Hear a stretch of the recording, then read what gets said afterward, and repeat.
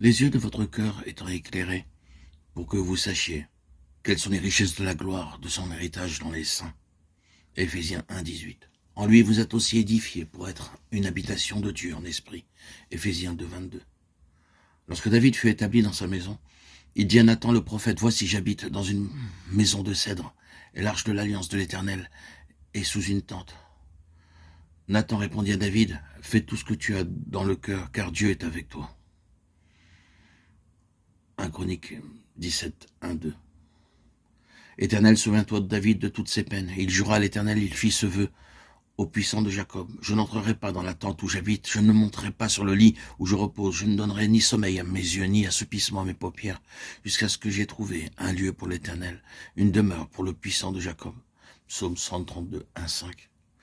Les richesses de la gloire de son héritage dans les saints, vous êtes édifiés pour être une habitation de Dieu. C'est là la base néo-testamentaire de notre méditation. Mais nous nous tournons vers l'Ancien Testament pour voir cela préfiguré dans le premier livre des Chroniques, au chapitre 17, lorsque David fut établi dans sa maison. Vous savez ce que le Seigneur ordonna à Nathan de dire à David, mais cela ne change pas la position. Cela signifie seulement que David lui-même, de façon personnelle, n'était pas autorisé à bâtir la maison. Et lorsque cela a été rendu clair, le Seigneur dit à David plusieurs choses très précieuses et pleines de bonté. Le Seigneur dit à David qu'il lui bâtira une maison, qu'il établira à jamais son fils sur son trône, et beaucoup de choses semblables pleines de bonté, dans la présence desquelles David se prosterne sur sa face, pour ainsi dire devant le Seigneur, et dit, qui suis-je, et quelle est ma maison? Puis le chapitre 18 commence de cette façon. Après cela, David bâtit les Philistins et les humilia. Et il enleva de la main des Philistins Gath et les villes de son ressort. Il bâtit les Moabites, et ainsi de suite. Or, tout cela peut trouver sa place dans Apocalypse 12, 11. Ils l'ont vaincu à cause du sang de l'agneau et à cause de la parole de leur témoignage. Et ils n'ont pas aimé leur vie jusqu'à craindre la mort. Il se peut que vous ne voyez pas comment tout cela concorde ou se trouve présent. Mais je pense que nous le verrons très vite dans les prochains audios. Il y a une chose en relation ici avec le vainqueur sur laquelle on doit présentement mettre l'accent. Et c'est celle-ci, que la question du vainqueur est une question de cœur. Quand nous avons dit tout ce que nous pouvons dire au sujet du vainqueur, tout se résume à ceci. C'est une question de cœur.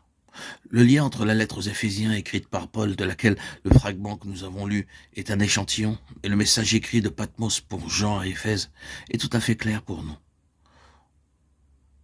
La révélation accordée consistait en un mot, en ceci, que les yeux de leur cœur soient éclairés par un esprit de sagesse et de révélation pour connaître les richesses de la gloire de son héritage dans les saints.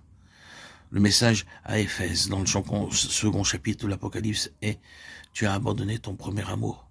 Souviens-toi donc d'où tu es tombé. » C'est une question d'avoir le cœur attaché pleinement, absolument et fortement à ce qui, dans la pensée du Seigneur, est l'objet de la plus grande importance pour lui.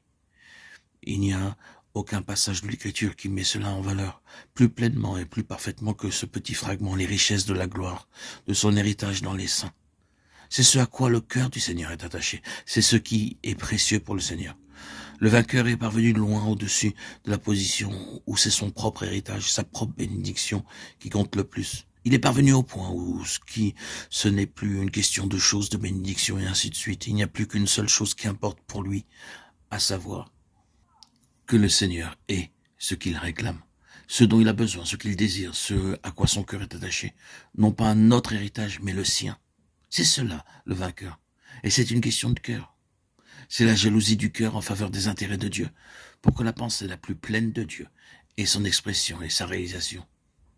Partout où vous considérez le vainqueur en type, ou en réalité vous trouvez que cela est la chose qui le caractérise de façon la plus profonde. C'est une question de cœur.